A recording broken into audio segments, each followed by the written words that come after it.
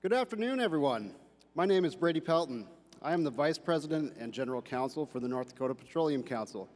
Really looking forward today and this afternoon to an outstanding lineup of speakers, and I encourage you all to visit the exhibitors right next door throughout the day.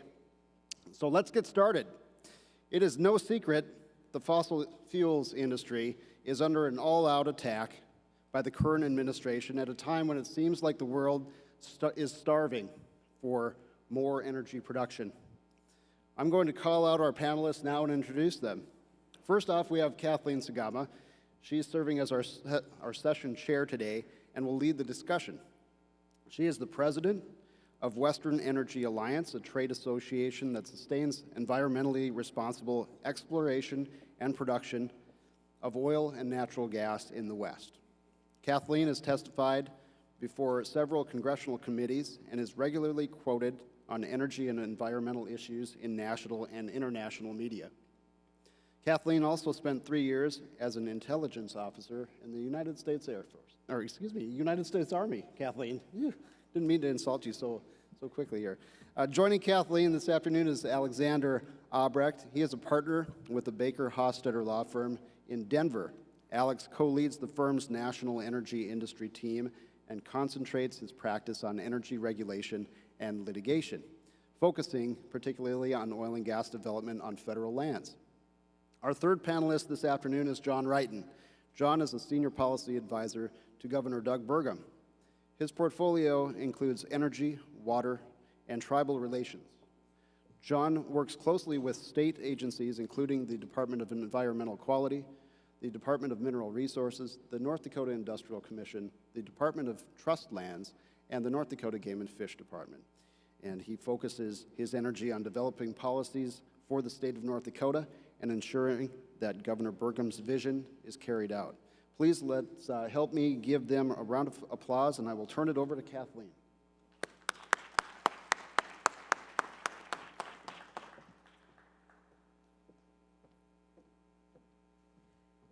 Thanks so much. It's a pleasure to be here today. I'm Kathleen Sgamma, president of Western Energy Alliance, and I am going to present quickly, and then Alex and John are also going to present, and then we are going to engage in a conversation. So looking forward to that with these gentlemen.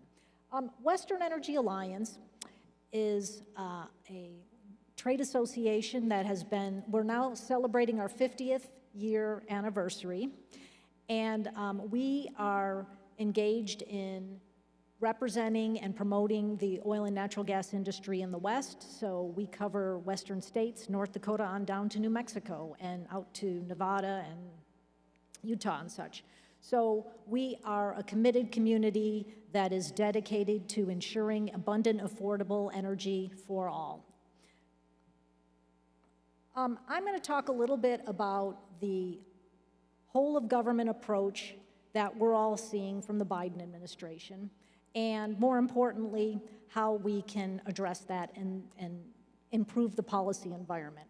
So we are in a situation where the Biden administration has a whole of government approach, and those are their words, and it is designed to, in the name of climate change, to over-regulate our industry as much out of existence as they can.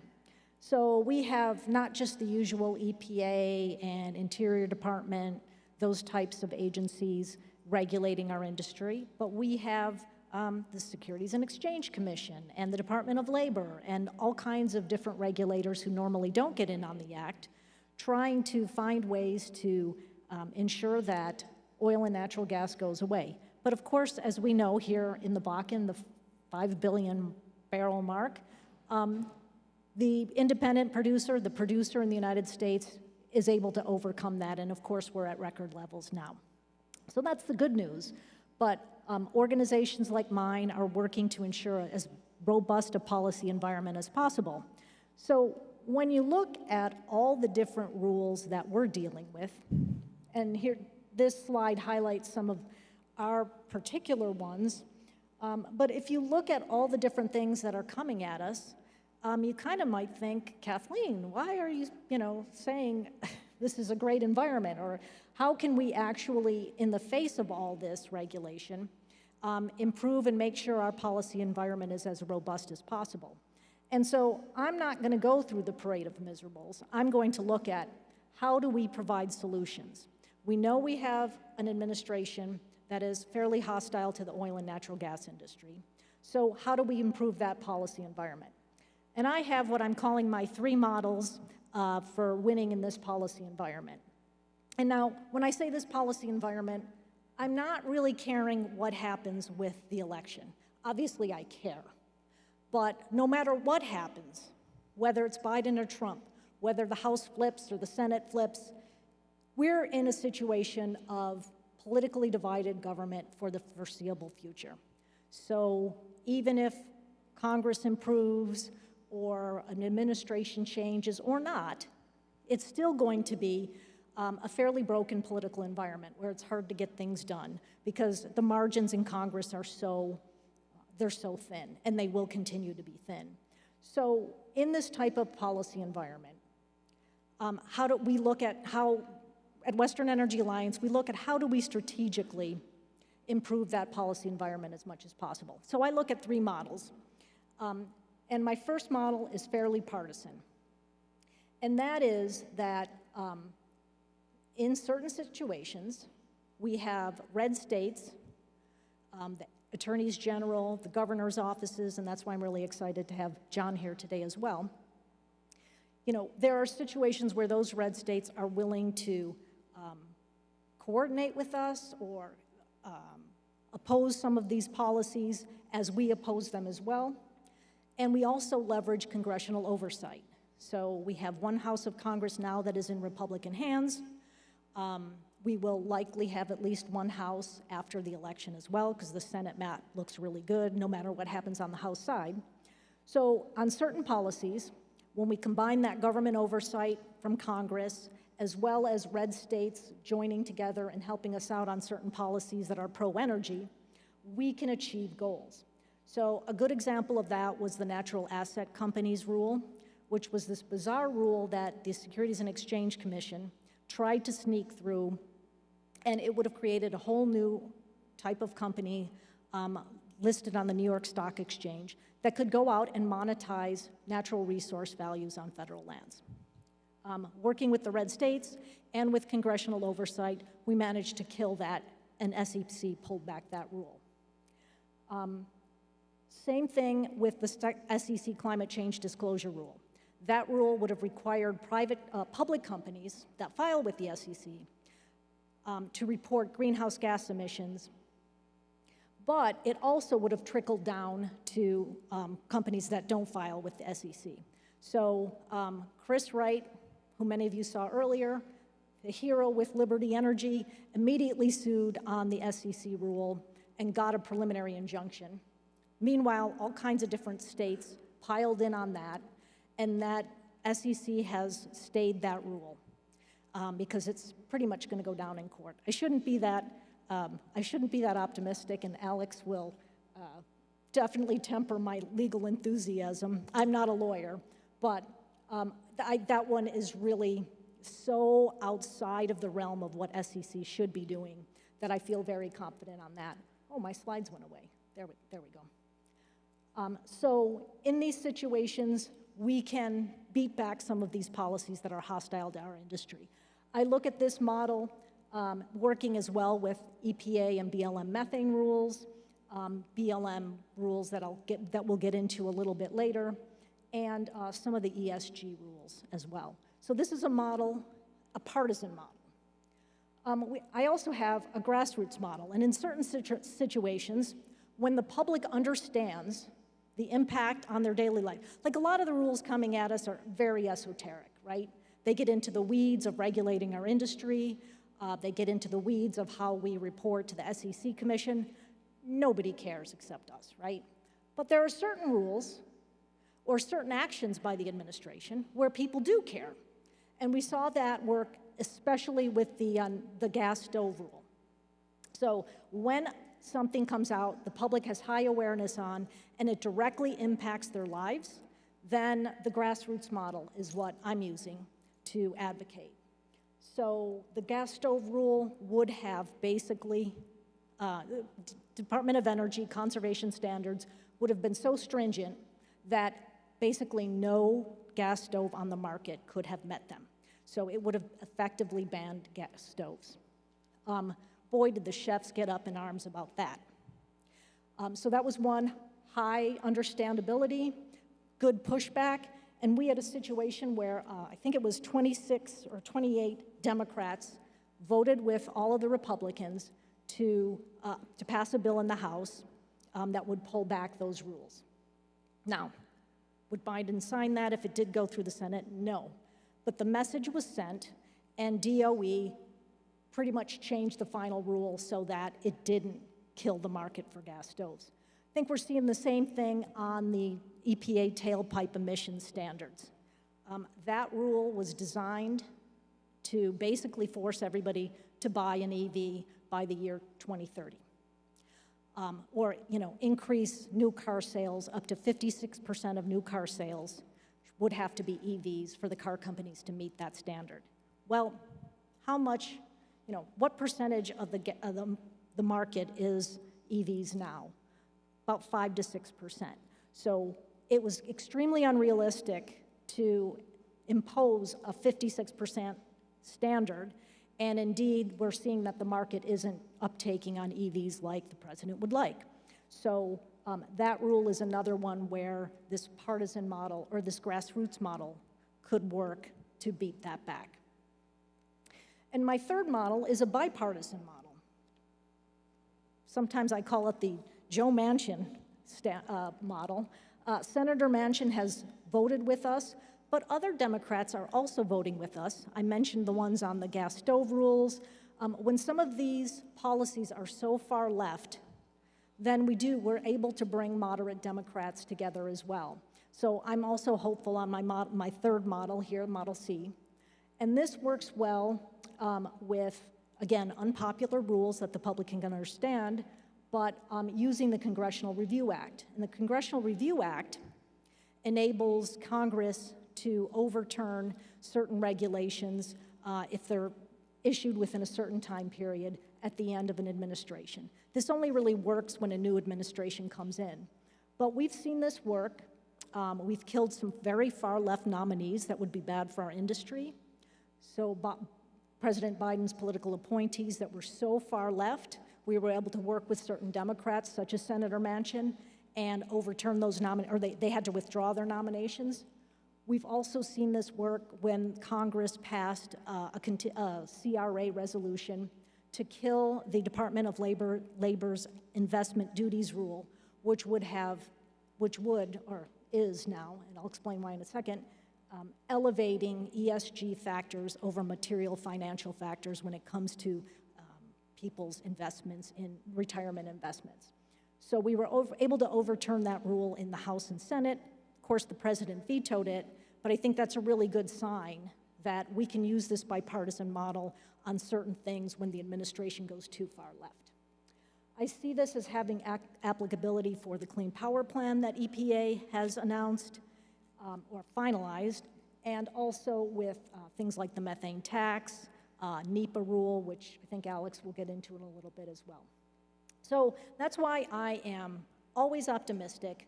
We know how to deal with this overregulation. We've done it for years. We have another cycle with the Biden administration, and we have ways to work with red states, with Congress, with the political environment we have, so that we can still put in place policies or beat back policies that are particularly egregious. So that's why I'm always optimistic. All of this is also underpinned by our Legal Defense Fund. At some point, with a lot of these rules, you just have to sue. So I'm going to scoop myself here, but Alex will be filing a lawsuit by the end of the day on our behalf, along with NDPC and several other trade associations, challenging the BLM's leasing rule. So you heard it here first. And we also had a victory in court recently. We have been defending basically every federal lease sold since 2016. We've been in court doing that for years. We've had some ups and downs with that litigation. But recently we had the DC, I can't remember now, oh, yeah, it was the DC District Court, ruled in our favor in supporting the June 2022 lease sales, which were the first lease sales of the Biden administration. So the court affirmed the greenhouse gas analysis that BLM was using, and that will help us go forward and support leases, the leasing of federal lands into the future. So those are kind of some of my introductory remarks. I look forward to more discussion, but Alex, you want to give us a brief introduction as well? Thank you very much.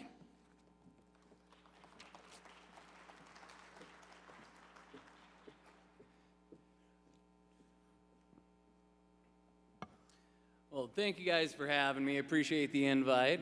I've obviously, if you look in your program, I'm not Poe Leggett, pinch hitting for him today. He gave me the notice about a day and a half ago that he was going to be having emergency surgery.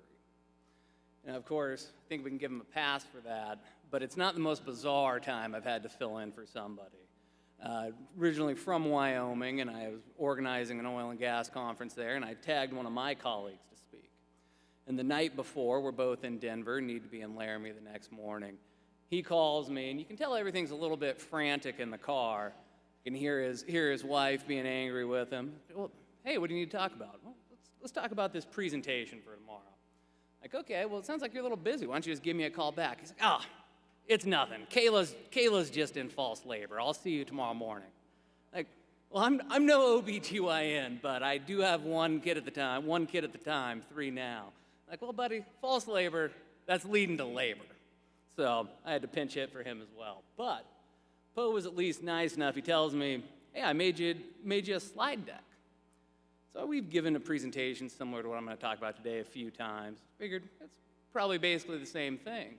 So I almost shot it over to Reva without even looking at it. Thankfully, I looked at it. It contains almost every derivation of English, Gaelic, Germanic, and Italian curse words and insults that you might be able to find. Now, I didn't get a chance to talk with Poe to figure out what he was actually going to do with all of these, but in the context of a federal regulatory discussion, I think we all know where these were aimed. But I'll just give you the 2 and some of the cleaner versions here. So what I want to talk about with the prepared remarks today is a smaller bit of the federal regulatory discussion, and that's permitting reform. And really I want to dive in on the NEPA aspect, because this is one of the angles where it's not fossil fuels versus renewables. It's a statute that infects all federal development. And the biggest delay, although not the only, in permitting is going to be the NEPA analysis. So I want to talk a little bit about why it's so important, what has been on the table, what currently may be on the table, and what really should have got done from what was on the table to really make a lasting difference. And it really boils down to 2 things. It's delay and litigation risk. And really that comes down to it's just uncertainty on your investment. But there's a smaller piece there. It's also the complexity. Because what do we really get from a 1,500-page EIS that produces a 1,000,000-page administrative record? I think in a lot of ways we've seen this play out. What we get is just fodder for NGO groups to file lawsuits. But to put the delay in context, so this is from data from 2010 to 2018, so it's a little bit dated, but it's the most comprehensive that I've been able to find. It shows our average time for all federal agencies to complete EISs is 4.5 years. But we have 25% that are taking 6 years or longer. And I think in a lot of the cases where we're looking at oil and gas development, we're going to find ourselves on the tail end here on the 6-year side. And honing in a little bit to the Department of Interior, specifically BLM within it, going to be the most important for the NEPA reviews for oil and gas projects. Their average is just over 5 years. I think it kind of helps to put it in context, and I do apologize, I didn't have time to update it to a North Dakota project. But putting the delay in the context of the Converse County oil and gas project. It's a big project. It's 1.5 million acres, and as the plaintiffs challenging it love to say, it's the size of Delaware. But it really only has 10% of federal surface that's managed. But of course, the patchwork of the minerals, 64% are managed by BLM. And the project approves 5,000 wells over a 10-year period. And most of those are drilled, it's a heavily rural area, but in what are called fee-fed scenarios. That's where your well pad's located on non-federal surface, above non-federal minerals, and only penetrates the federal mineral estate through the horizontal. But this project was proposed back in 2014 under the Obama administration. We didn't get a record of decision until basically Christmas Eve of December 2020. So a full 6 years just to get from project proposal to actual approval.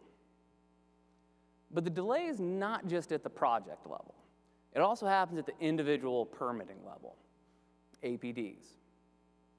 Now, there's a slightly different wrinkle for APDs. The Energy Policy Act of 2005 sets statutory deadlines. And the primary one is that after a complete APD is submitted, the agency has 30 days to act on that permit. That action is either granting it or issuing a deferral letter with non-arbitrary reasons describing what the operator needs to submit to further supplement the package, or what the agency needs to do. Now, to be straightforward with you, the agency hardly ever meets these deadlines. And we can see the immediate impact of Energy Policy Act of 2005 wasn't much. From 2005 to 2011, we have a steady upward trend to 2011 with 307 days on average from submission to approval of an APD. And the data after that gets a little bit mixed up until 2017. We have a little bit of a downward trend, but some spikes. And of course, working in the background behind all this is, of course, an administration's policies.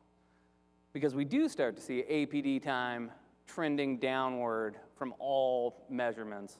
But of course, we also have a new administration from 17 to 19, which is where this data is pulled. But one of the bigger aspects, aside from the delay, is the litigation risk NEPA creates specifically for energy and natural resource projects. 25% of energy and natural resources projects are challenged in court. And I think if we broke that out to an oil and gas category, which there's not the specific data for, I'm almost certain that's going to be far higher than 25%. But a plaintiff can challenge an oil and gas project based on its NEPA analysis for 6 years. And that's because NEPA doesn't actually have its own statute of limitations, so it falls back into the Administrative Procedure Act. But there are a number of cases where project development is already occurring, and in some instances has actually been completed by the time a court actually reaches a decision on the NEPA analysis. And in the oil and gas context, that creates a little bit of a conflict with the Mineral Leasing Act. The Mineral Leasing Act has a 90-day statute of limitations to challenge, quote, any decision of the Secretary involving any oil and gas lease. But unfortunately, the courts, industry has been making this argument for a number of years, but courts have been unwilling to apply the Mineral Leasing Act statute of limitations past the actual issuance or cancellation of a lease. And so we pressed this argument a number of times in the District of Columbia over the last 2 years. We're also able to win on other grounds, but the court hasn't touched it. But I think we're going to continue to see this type of argument popping up and being addressed by the courts until we actually have a fix to set a statute of limitations for NEPA. But that 6-year statute of limitations, coming back to the Converse County project, it creates real problems.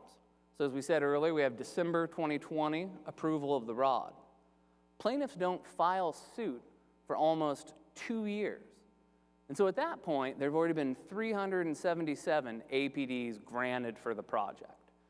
And our clients in that case, they had, I believe, 20 plus were already drilled. There were a handful that were already producing.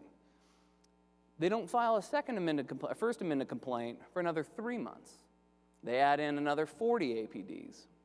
They don't file for preliminary injunction until almost 2.5 years after the project's been granted. And so we ran the economic analysis of that to defend against the preliminary injunction.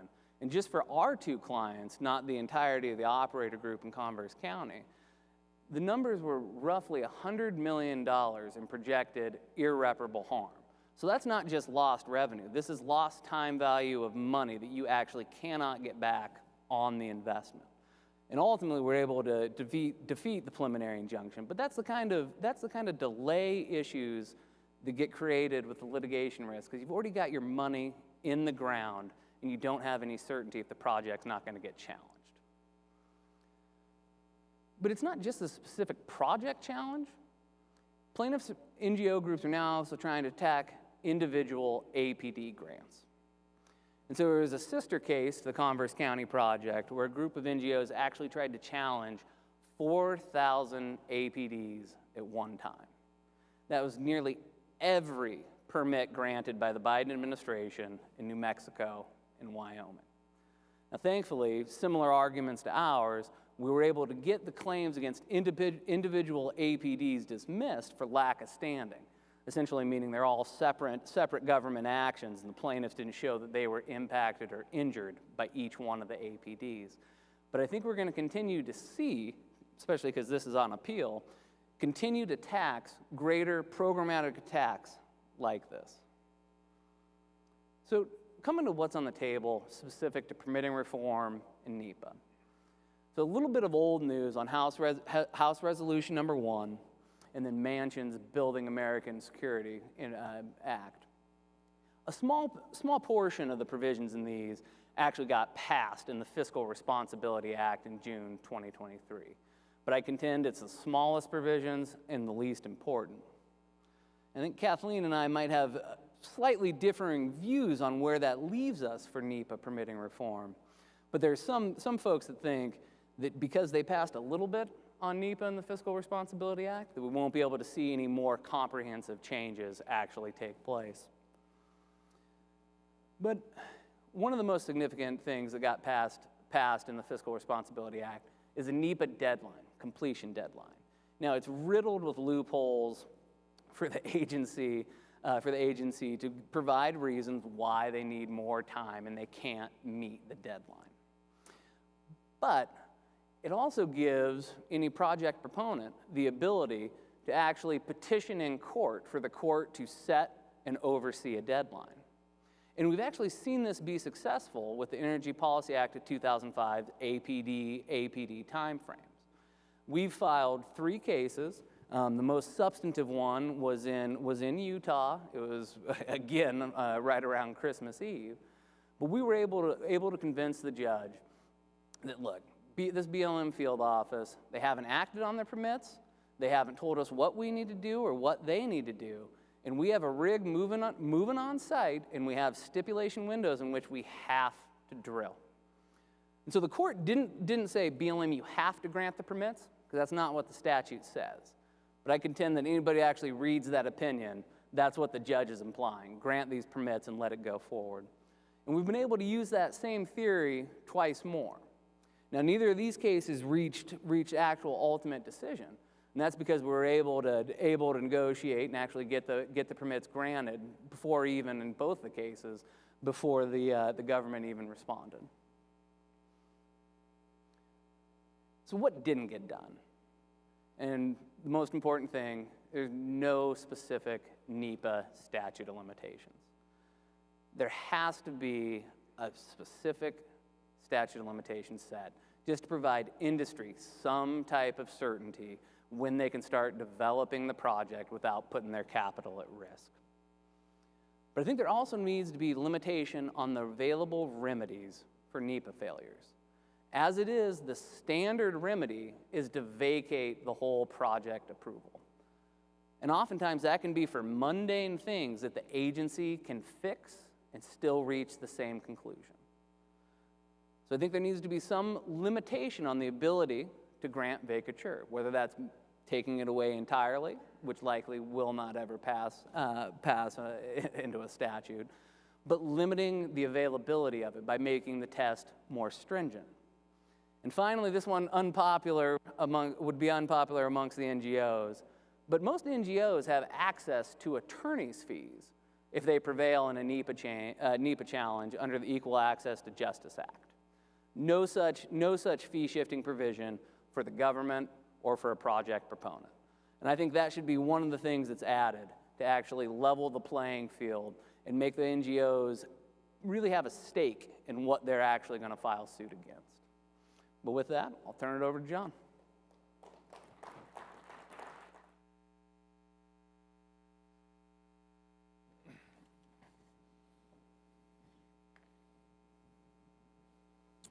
Well, really appreciate everyone being here today. My name is John Reiten. I'm a senior policy advisor in the governor's office here in North Dakota. I would like to just give a little bit of an overview on the state's perspective on this continued onslaught to federal rules and what the state of North Dakota is doing to kind of defend some of the state's sovereign interests against all of these different types of federal rules and where we're going from here. The first thing I'd like to say is, our previous presenters really talked about is a whole of government approach. The thing we're seeing from the federal government is a whole of government approach, all these different agencies very well funded, creating federal rules that are then being put on the states and on industry. Well, North Dakota has taken that approach, and we are using a whole of government approach to stand back against these federal rules in a commenting phase, in the ongoing phase, and the litigation phase to help defend these rules, or against these rules. One of the things I'd like to highlight, North Dakota is tracking well north of 30 federal rules that are impacting the oil and gas and coal sectors here in North Dakota. But I think one that would really highlight this whole of government approach that North Dakota is taking is the Dakota Access Pipeline Environmental Impact Statement. Late last year, early last year, there was the second round of environmental impact statement for the Dakota Access Pipeline. This was really the first time that we stepped back at the state of North Dakota and said, what are the true impacts to something like this? Who are the state agencies that are involved? And how can we have one cohesive voice to stand up and to write a comment letter that's really overarching for the state of North Dakota? We started with a small group of people working on that comment letter. It was myself, other people in the governor's office, and then people like Dave Glott, Lynn Helms, really starting to figure out the intricacies of this very large environmental impact statement. And as we began working on this comment letter, things became very obvious very fast that, not only do we have the Department of Mineral Resources and Department of Environmental Quality, but this is so much bigger than I think what we even saw early on. As we started working on this EIS and continuing on the comment letter, we started to bring in other state agencies like our largest land and mineral owner, Department of Trust Lands. Turns out when the oil and gas industry pays for over 50% of state revenues, you're also going to have a lot of agencies like the Bank of North Dakota, the Mill and Elevator in Grand Forks, Department of Emergency Services, Department of Transportation. We brought all of these agencies together to start discussing and figuring out how we can put a comment letter together that's really cohesive. And by the end of it, we submitted over 250 pages. There was 19 state agencies that provided input into one comment letter, and over 5 separate statewide elected officials who provided declarations on the harms that could be caused if the Dakota Access Pipeline was shut down. I mean, this is the type of approach North Dakota has really taken on commenting not only on the Dakota Access Pipeline, but all of these other federal rules that have been implemented over the last 16 to 18 months, whether that's the conservation rule, the MATS rule, greenhouse gas, Quado, natural asset companies. I mean, all these different types of rules. We're bringing agencies together. We're bringing statewide elected officials together to really find a cohesive bond that the state of North Dakota can speak as one voice. One thing I would like to thank is I would like to thank the North Dakota legislature. So the North Dakota legislature has provided specifically for the North Dakota Industrial Commission, $6 million of legal fees, $3 million for oil and gas and $3 million for coal, and we have been using those resources to help pay for special assistant attorney generals as well as studies to help understand what are some of the impacts that are going on with these federal rules. We're using a lot of those studies on the air emissions requirements for our coal plants. What does that mean if a coal plant shuts down? What does that mean for grid reliability? And also, the thing I would like to point out is not only are we seeing these rules at the state of North Dakota on the oil and gas side, we're also seeing it on the coal side and also agriculture. You know, Commissioner Goring, and he has his own bucket called FERLIC. I mean, they're pushing back on a ton of federal regulations with pesticides and herbicides. So, you know, as we talk about, there's this whole of government approach that we are seeing that we are trying to push back on. The other thing, you know, North Dakota is really paying attention to when it comes to federal rules in the oil and gas side is we've really tried to separate buckets into emissions rules and land management rules. When we talk land management, what we're talking about the Department of Mineral Resources and the Department of Trust Lands, right?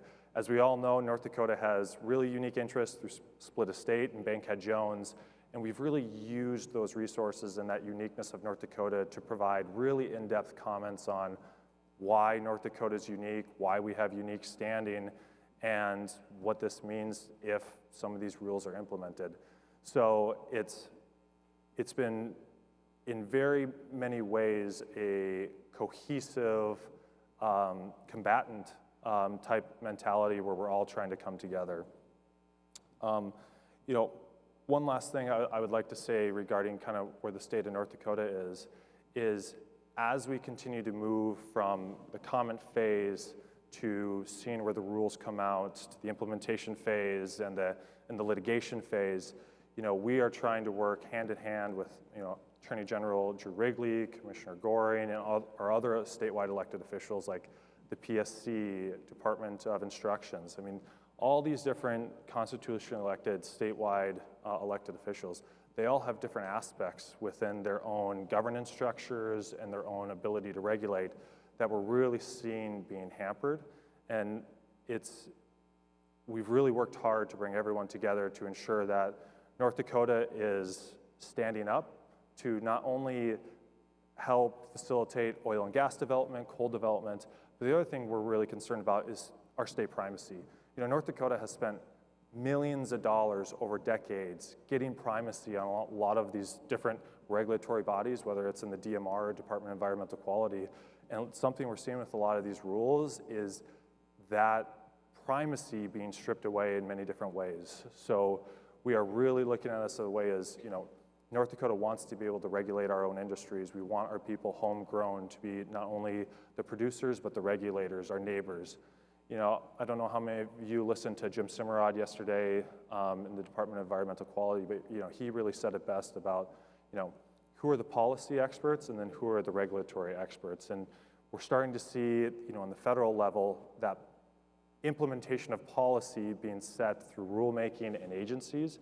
And we're trying to really separate that to say, okay, no, who are the policy experts, who are, you know, elected by the people to implement policy versus who are the people that are supposed to follow the policy and follow rule and implement law.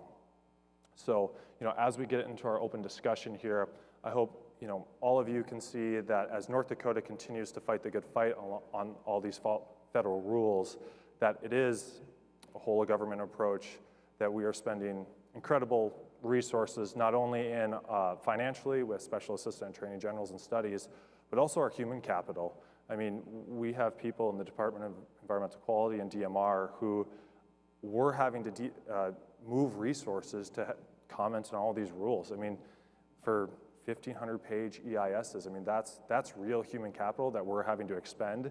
And I know everyone in this room also wants all their permits, you know, on time in the right instances. So, you know, a lot of kudos goes out to a lot of our state employees who are spending extra time, extra resources reading through these rules to be able to understand it best as technical experts, and then also to help the governor's office and others provide comments on this to really help with our legal standing. So thanks for your time and looking forward to the discussion.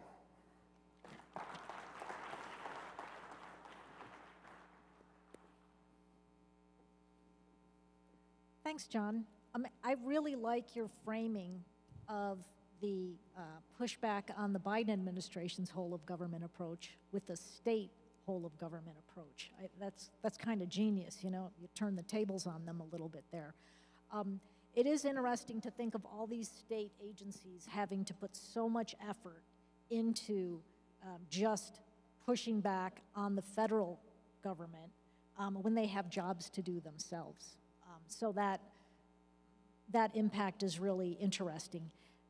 How can industry be supportive of those efforts? How best do we work with you to ensure that we're supporting your whole of government pushback? Because as I mentioned in my presentation, the relationship with states like North Dakota is really helpful. Alex's team and Western Energy Alliance and IPAA won a lawsuit that stopped the BLM hydraulic fracturing rule, for example, which would have been the first federal regulation of hydraulic fracturing. And that was back in 2015? 16. Issued in 15. So, so that partnership is good because we also had, I think it was Wyoming, North Dakota, Montana, and Utah on that case as well. Oddly enough, Colorado as well. Okay. Until I forgot that. Yep. We still had the ability, elected Attorney General. The Attorney General was still on the right side until the next election, but they stayed in with us for a while. That's right. It's been so long since anything positive has come out of the state of Colorado. I'm based in Denver, so we just got through a legislative session in Colorado where the legislature tried to pass a bill that would have made permitting of oil and gas stop in 2030. And there were a host of other bills as well, but those all got stopped. But thankfully, the environment in North Dakota is so much better. So getting back to my question, how can we best support North Dakota and other states as they're helping us beat back this whole of government approach?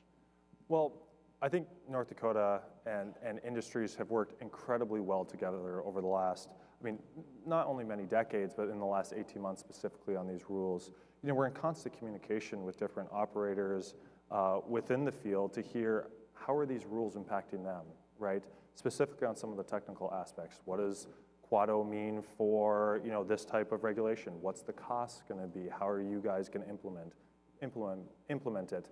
And also seeing some of the timelines. Are these timelines that are in some of these rules, are they achievable? Are they not? And it's really kind of an open communication to hear, not only how it's impacting industries, but also North Dakota's side, how is it impacting our ability to regulate, right? A lot of these people within our agencies, dual roles of being regulators, but then also on our side, being able to comment on all these rules and trying to be able to hear that balance of, okay, here are the regulations, here's what's coming from the federal government, this is how we implement it on a policy side and on a primacy side, but also how does this impact our operators in the field, and trying to be cohesive and understanding what's going on in the field, who are living under these regulations and under these rules, and how North Dakota can help provide comments to push back on all these federal rules. So I think we've done a really good job here in North Dakota being able to balance state arguments, state primacy, but also hearing from industry about how this is impacting them and where do they see the off-ramps. Alex, do you want to weigh in on that kind of from the other side? Since you have represented industry, I mentioned our hydraulic fracturing rule, but other rules as well, and how that works coordinating with the AGs and the states. Yeah. So it's extremely invaluable even in the project planning or even in the early stages of a federal regulatory development. And kind of touching on one of the areas that John's talking about, there are certain provisions, only state interests, that when you're the industry attorney or the industry trade association, you can't make those type of federalism arguments. Now, for example, you're seeing issues play out with, well, just what authority does BLM have over, say, regulating air quality? Does it have any from its own governing statutes? But then, even if it does have any, there's already, in most instances, there's going to be primacy for the state. They're going to have their own SIP. So isn't that the applicable state regulator's job to actually ensure the air quality from that? And so working in those kinds of scenarios with the states can be very helpful because you prime up an issue that is ripe for litigation that just as the industry yourself, you have a harder time making that type of argument. Speaking of methane rules, we didn't really touch on that too much yet, but those are always a dagger hanging out there. I know the panel yesterday on federal policy got into that quite a bit technically, but I want to take a step back and look at that a little bit more from a high-level issue. And not to seem like we're overly litigious, but you know, sometimes we have no choice. So I think it was last week where we filed along with 21 other trade associations led by the Independent Petroleum Association of America, IPAA, in challenging the new source performance standards, Quad O, B, and C. Those rules out of EPA have many technical and legal issues, but one of the things that I find especially challenging to state primacy is the issue of the super emitter program, which basically deputizes environmental groups, outside third parties to collect methane data, whether that's from airborne platforms or with a optical camera, whatever, and provide that data to EPA, which could then lead to enforcement. Huge, huge legal implications because, I mean, states have spent the last, 50 years under the Clean Air Act working with EPA to get delegation of authority. Nowhere does it say an environmental group is on the same level as a state to force enforcement or monitoring of companies and their emissions. So I find that to be one that's particularly egregious when it comes to that balanced federalism approach. Yeah, I totally agree. I mean, we have spent a lot of time looking at that super emitter program, what that means for our state primacy. And I mean, you hit the nail on the head. Our agencies have spent years, and legislatures have spent millions of dollars on human capital to provide the proper resources needed for our state primacy. And for then these different programs to come in and say, no, we're going to deputize other groups to go, in essence, straight to the EPA. I mean, we have great people that are working in our agencies, and it's, we're removing some of their ability and the ability of elected officials, right, to influence that, and we're really moving that away. So it is a huge concern for us here in North Dakota about what that means, for our operators, but also what that means for our state programs. Well, we were really glad to see the state of Texas immediately sued on the Quad O rules, even before industry. I think we were several weeks later. So don't mess with Texas and all. But our cases have been consolidated, so I think that is one where we really appreciate that state partnership. And like you said, we need to bring the industry complaints to the table, but the states have other things and how they can make the case on how that affects them, affects the state's economy. So besides Quad O, we've got a Subpart W greenhouse gas reporting rule that just came out. That is going to feed into the waste emissions charge rule, which I affectionately call the methane tax. And those rules will directly cost companies money for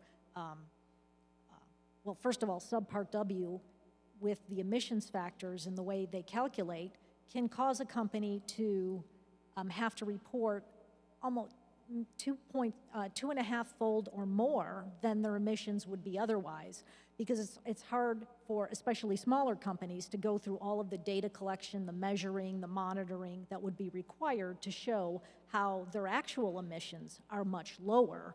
But those factors that you default to if you can't spend all that time and money collecting that empirical data means you're going to overstate your emissions and hence pay a much higher waste emissions charge or methane tax than you would otherwise. So we're looking at ways to strategically approach that.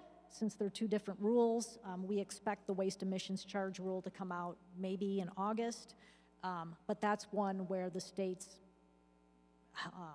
partnership would be especially appreciated.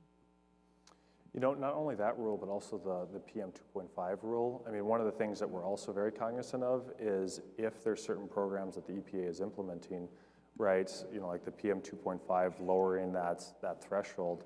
What does that mean for North Dakota's ability to, permit different industries, right, with that lower non-attainment? The other thing we're really concerned about is, if people were here, earlier this week or late last week, is, all these wildfires, right? And how does other states and really other countries, and their forest management, how is that going to impact North Dakota, right? And if, we have some of the best air quality, water quality in the nation here in North Dakota, and we're really proud of it, and we want to keep it that way.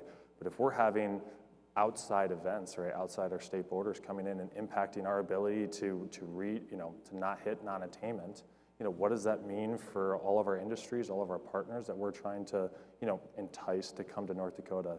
And, we always talk about, there's different ways to get through that, right? You can say, well, no, there's wildfires on these days. But a lot of that, that still takes time, right? I mean, that could be 600-800 pages going to the EPA to say, no, here's the proof, about where those wildfires came on, where the smoke came from on these days. But again, that's resources that our people have to expend that should be elsewhere, right? Like putting out permits. Yeah, that's one where, the EPA makes it so difficult to get those exceptions that should almost be no-brainers, right? We all knew there were big wildfires in California and elsewhere, a couple of years ago when it was that bad wildfire season. I know in Denver we had bad air quality for at least a month and a half. So it should be almost perfunctory to, oh yeah, there were these wildfires and such. Speaking of California, we get a lot of bad air coming in from California because besides all of its sanctimony on being such good environmental stewards, California has some of the worst air quality in the country. So in the West, in general, all across our western states, we have a lot of ozone blowing in from California and China.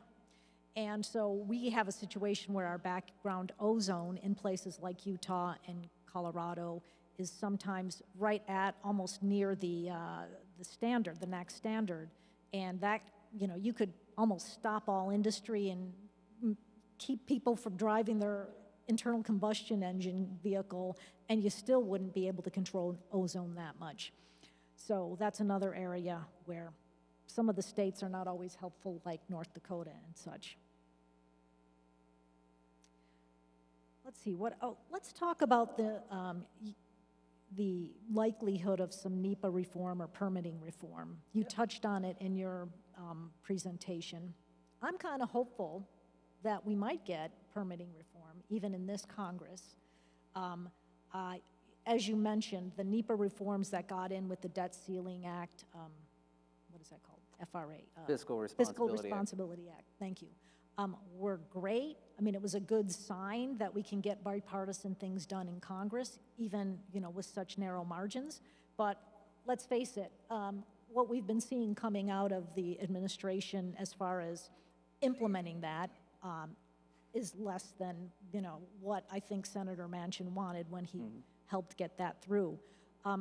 NEPA Phase 2 regulations just got finalized. Do you want to say a few words about that? Yeah, and just kind of thematically, because I think we see it happening in a number of different contexts. Not only the little provisions that got passed in the Fiscal Responsibility Act, but say if we want to look in the context of the leasing rule as well. One of the major reasons it was implemented is to actually put into effect provisions in the Inflation Reduction Act. But I think what we're seeing, to your point there, Kathleen, is the agency saying, okay, this is specifically and only what Congress told us to do. But we're going to increase our discretion all the way over here. So we're going to implement those 2 or 3 things, like for the Inflation Reduction Act, you got royalty rate, rental rates, expression of interest bid. But then, on the other hand, we're essentially going to undo all the resource management plans that we have already put into place, and we're going to go with a 5-step factor to determine whether we're even going to process your expression of interest or not. So coming down to the point is that I think you have, what little bit of bipartisan support we can get for energy reform, whether it's permitting or on a greater level. You're seeing the administration then taking that, implementing it in the narrowest way possible, and then increasing discretion that I think is going to have an issue when it's actually applied on the ground, with little ability for industry to have successful positions if the regulators don't actually want to interpret the regulation that way. So I think that's one of the issues we have with the permitting reform at the statutory level, if it doesn't also constrain some of the discretion that the agency might be able to actually implement. You know, I think, you know, along those lines when talking about NEPA reform, the other thing we're very cognizant of in North Dakota is we can have all the NEPA reform we want, we can, you know, all these EISs, we can, you know, make them shorter. The other thing that we have to do as a state and we have to think about as a society is, you know, NIMBYism, right? And we might be able to go through the permitting aspects of it, but what about, you know, the local people on the ground, the local landowners? How do we get buy-in, right, from different communities, right, different organizations to say, no, we want to build stuff here, right? I didn't come up with it, you know, Dr. Lynn Helms came up with it, but you know, instead of NIMBYism, you know, we want prosperity in my backyard, right? And how do we continue to advocate for new industry coming to North Dakota? I mean, you know, we have $60 billion of capital interested, and they're all looking to build here, right? And how do we not only talk about the permitting reform, right, at the federal level and the state level, but also how do we continue to get local buy-in to ensure that people, you know, feel that their air quality is protected, their water quality is protected. You know, there's also, you know, sound and visual issues that we come up with, but we continue to want to talk about prosperity and building in North Dakota. So as we have these discussions on a federal level about NEPA and these things, I think we also need to talk about that on what that means at the really local level and how we can continue to build all these, you know, beautiful, wonderful businesses and products that we all want. Yeah, and that's a good point too, because when we're talking about these, this new overregulation from the Biden administration, you know, I think maybe it doesn't come across, but we're taking for granted a bedrock level of environmental protection that's already there. I mean, we comply, the states are administering a whole host of different federal and state regulations to ensure air quality, water quality are protected, that we have a low footprint on the land, that wildlife are protected, et cetera. So, you know, there's that bedrock of environmental regulations that we comply with readily every day, because obviously our industry has an impact, and we want to minimize that impact as much as possible and reduce the risk of incidents that would be adverse. So we're talking about that overregulation from the Biden administration that goes above and beyond and has, you know, novel interpretations of statutes that are, you know, all designed for this whole of government approach against oil, natural gas, and coal. So just wanted to be clear that we're talking about that bedrock, or that we're talking about what's over and above a reasonable regulation. Speaking of reasonable regulation, we talked about EPA methane rules, but the Bureau of Land Management's waste prevention rule was finalized recently. Western Energy Alliance and IPAA, again, were very successful in stopping BLM's the Obama administration's 2016 waste prevention rule. And we did that on the basis of BLM was basically cutting and pasting EPA regulations. And EPA doesn't have air quality authority, or BLM doesn't have air quality authority, EPA and the states do. And so we were able to stop that rule from ever being implemented. Fast forward to a few weeks ago when BLM finalized its new waste prevention rule. We looked at that rule very carefully, and we found that BLM did actually a pretty darn good job of going through and addressing point by point the judge's points that he raised where BLM was stepping on EPA air quality authority.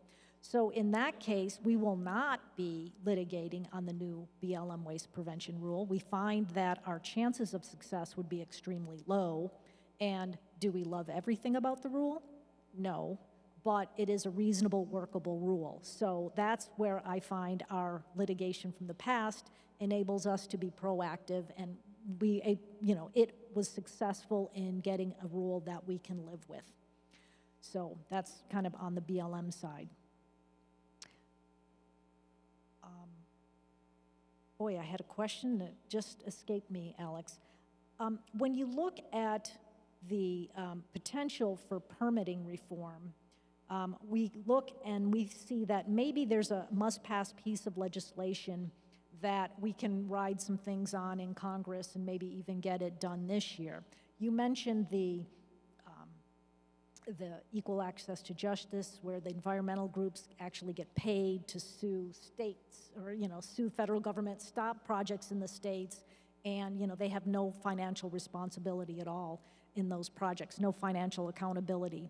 There are some other provisions that could be included, and I'm looking at that and I'm seeing things like buttressing up the need to be in accordance with the Mineral Leasing Act and actually conduct quarterly lease sales. You're doing some litigation for us as well on that front. Do you want to talk a little bit about that particular, what we're doing in court there? Yeah, absolutely. So back when the Biden administration took over, I think everyone's familiar with the leasing moratorium that was put into place. However you want to phrase it, leasing pause, leasing moratorium. Biden leasing ban is how I say it. Ban, all right. But I mean, that's directly contradictory to the Mineral Leasing Act, which says the Secretary shall offer lands for lease where lands are eligible and available. In almost every oil and gas producing state in the West, there are eligible and available lands that have been nominated but simply are not being offered for lease. And now usually the description or the explanation for why is just, we got to fix the NEPA analysis. We have these bad decisions out of the District of Columbia related to greenhouse gas. We can't figure out how to fix it. But they simply can't just lean on the fact that they can't figure out how to please one judge in DC to justify not offering lease sales. So they missed the deadlines in Wyoming for both 2022 Q3 and Q4, and there's a separate challenge right now pending on those as well. As of course we've seen from the statutory perspective, at least a slight change where, okay, now you actually have to offer so many onshore oil and gas leases and some separate provisions for offshore before you can actually permit any wind or renewable development. But I think what we've seen is from some of the lease sales that actually have occurred, I mean, it is the bare minimum, the absolute bare minimum. Yeah, that's to put it mildly. Another thing that could be in the permitting, or could get possibly passed in Congress, is this fee-fed issue. And in North Dakota, about a third of wells are federal because they touch some federal minerals or thereabouts, but about 99% of those actually don't involve federal surface at all. So there's a provision that we've been shopping around in with the Senate and such that would, and actually Senator Hoeven's been a champion on this for several years now, that would say if a well situated on non-federal lands is going to touch less than 50% of federal minerals, then that well should not have to go through the full federal permitting. It should be basically not considered a federal well, even though it may touch a de minimis amount of federal minerals. Right now, as it is, if you touch a little bit of federal minerals, you get sucked into the whole NEPA and APD process, and it can just take such a long time and hold up wells. I don't know if you want to touch on that a little bit. Well, one of the things that we've been very cognizant of here in North Dakota is the ability for, a really super minority of a group to impact, right, that whole well. And as we see with different federal minerals, I mean, that's been really holding up some of the production and some of the stuff that's going on here in North Dakota. We've tried to take different proactive stances. Look at our Class 6 primacy, right, for sequestration. I mean, you need 60%, right, to pool and amalgamate pore space, but that's not 100%, right?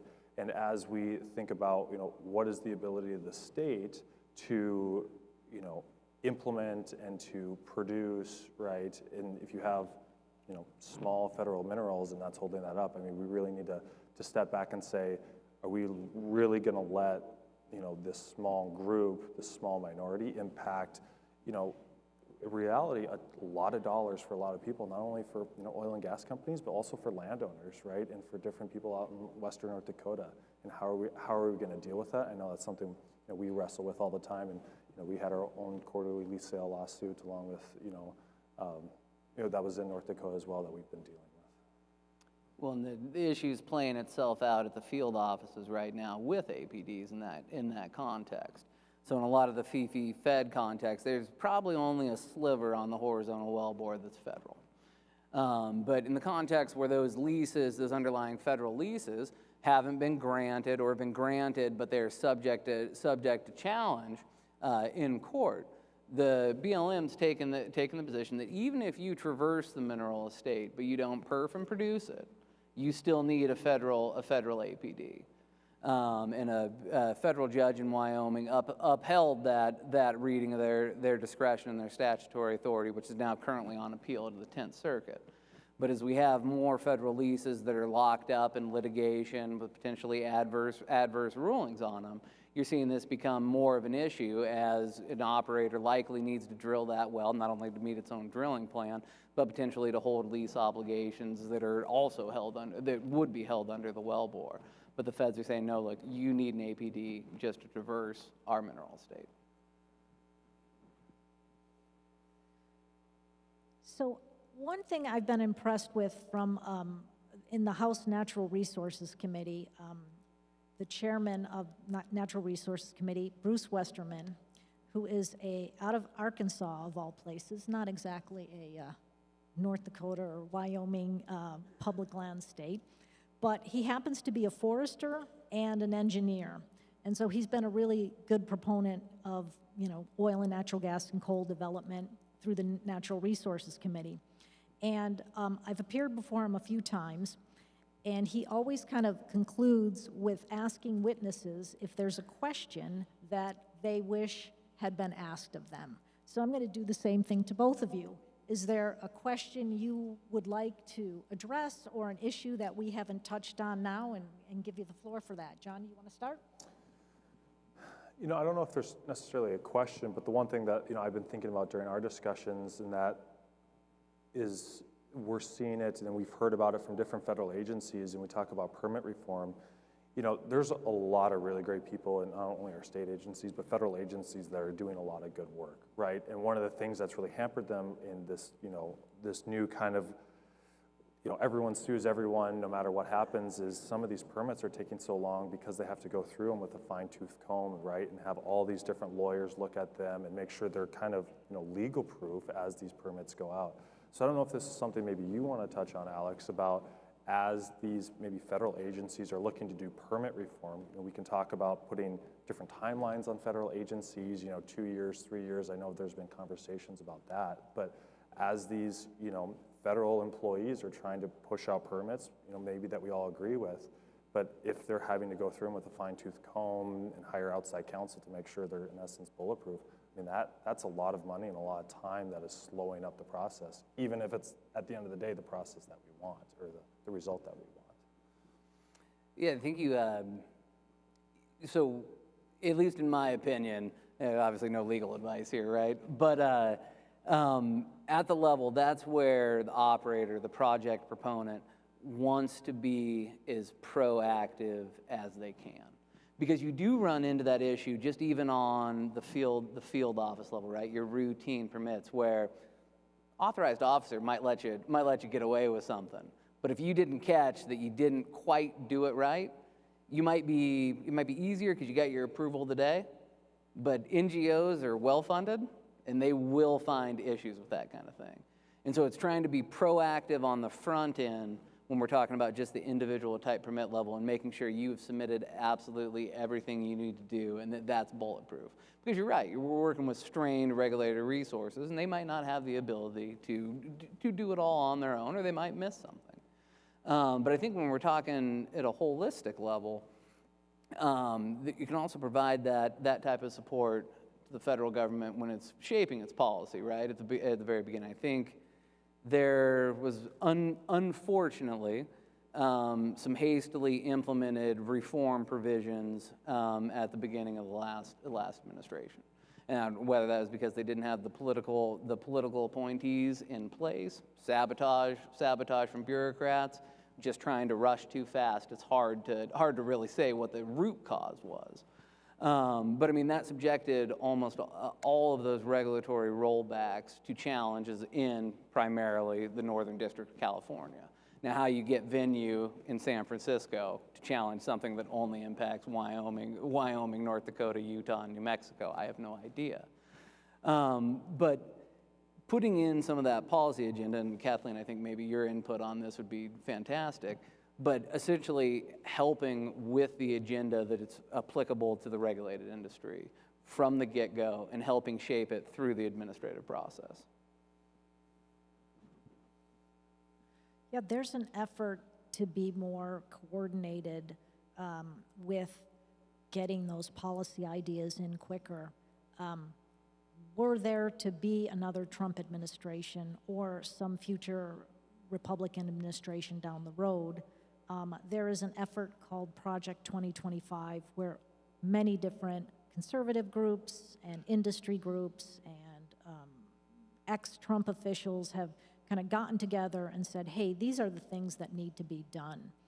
And some of the things they're looking at are specific to each agency, but some of those things are the cross currents that affect everything. So this whole of government approach, there's the rolling back of some of this DEI initiatives, the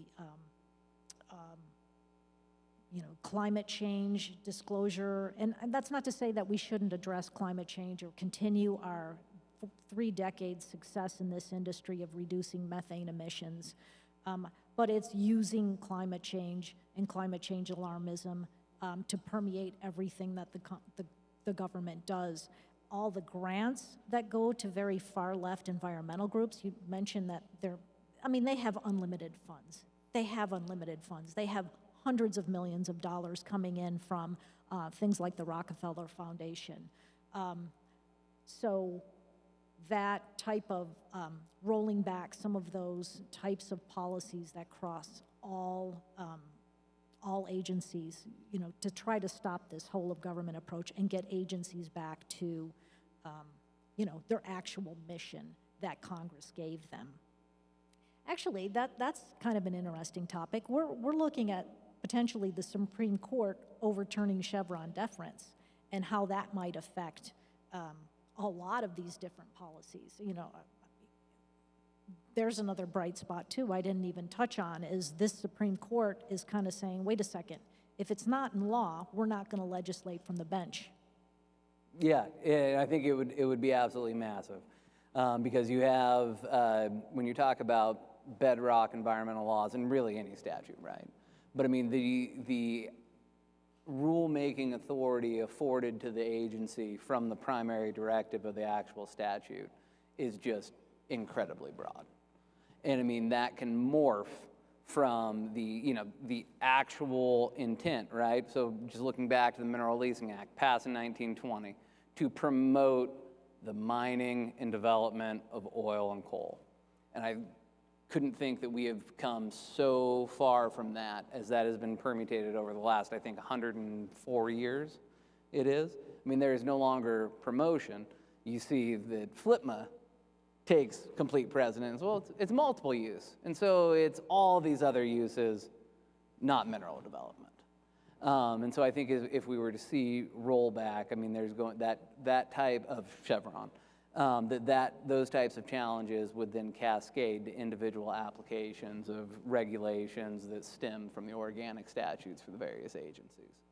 But it's also less sexy, but Robbins deference is when an agency is actually interpreting its own regulation. And that's been attacked and it's been chiseled back, but that's also very important because I think we've all, felt as a regulated industry at least some point that, I mean, there's been a weaponization of the regulations against activities that in the previous administration were completely fine. Now, it's something that you might be looking at civil penalties for, you might be looking at criminal prosecution for. For example, I've been involved in a case where you're going to attempting to apply a statute called depredation of federal property.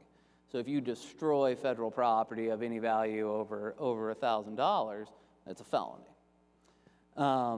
But it's being applied to ordinary oil and gas activity that you would be conducting no matter what.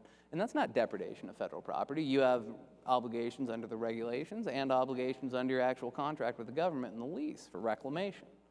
But we're seeing the weaponization of certain statutes, certain regulations, because the agency is able to interpret for our context its own regulation with pretty broad latitude.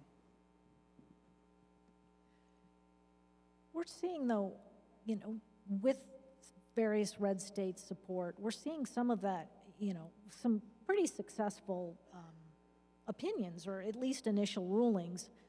The Securities and Exchange Commission's climate change rule is one that gives me a lot of hope.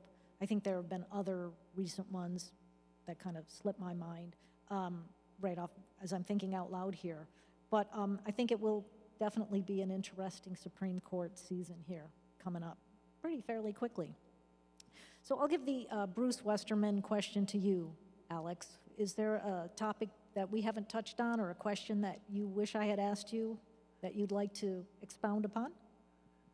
Yeah, maybe a little too broad. But I know you're able to, in your opening remarks, talk about keeping the optimism for moving the ball forward. If you can give it just three tips or three things that are top of your mind.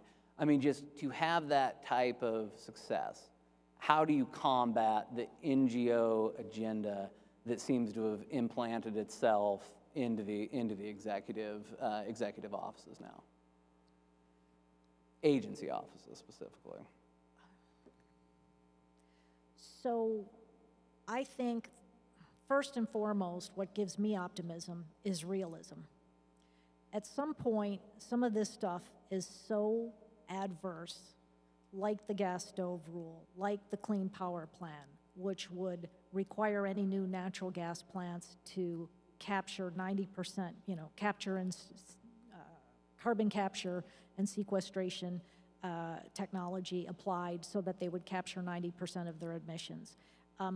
Right now, 0% of power plants in the United States use CCS.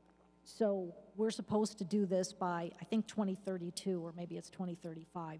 So, such unrealistic regulations. Not only do we have optimism in the courts, but at some point, these just become so unworkable that even a subsequent Democrat or Republican administration would have to pull some of that back.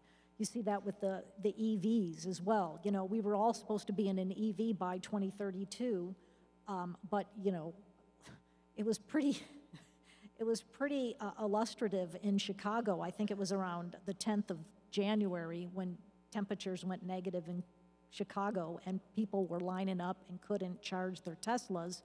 It became pretty clear how that is just not a practical application.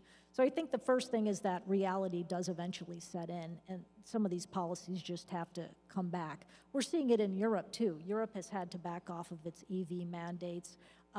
Germany has invested almost $1 trillion in wind and solar, only to increase their coal power more than they were, when they started, just because it just doesn't work otherwise.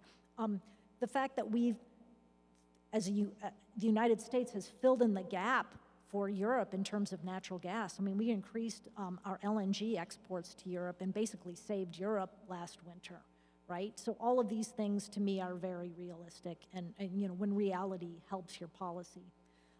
The second is that, and I think we're kind of seeing it with what's happening on college campuses related to Israel. Like, I think the polling is like 80% of normal people are looking at what's happening in Israel and saying, yeah, they should be able to defend themselves. Like, what are these people doing on these college campuses?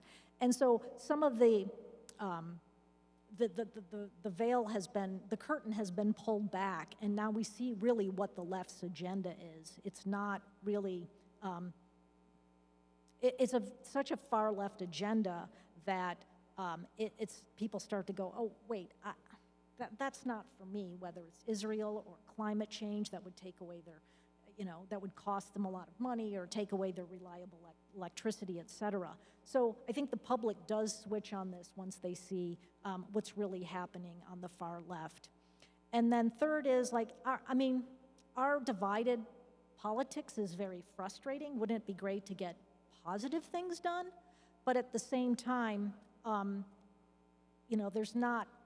there are ways that we can work with Congress and the states to push back on some of this. So in general, I'm pretty positive.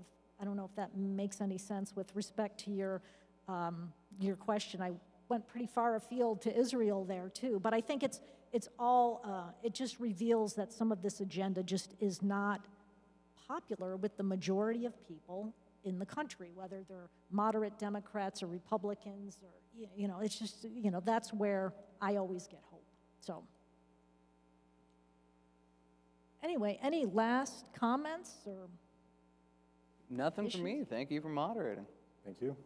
Well, I really appreciate you all sticking with us, and John and Alex for being on the panel with me. It was really fun conversation. I appreciate that, and appreciate all you're doing at the state level and helping us fight the good fight, Alex.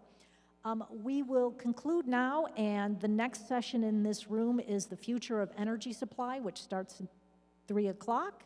I'd like to thank Crusoe Energy for sponsoring the break, and there are refreshments and snacks available in the exhibit hall. So thank you so much for joining us today.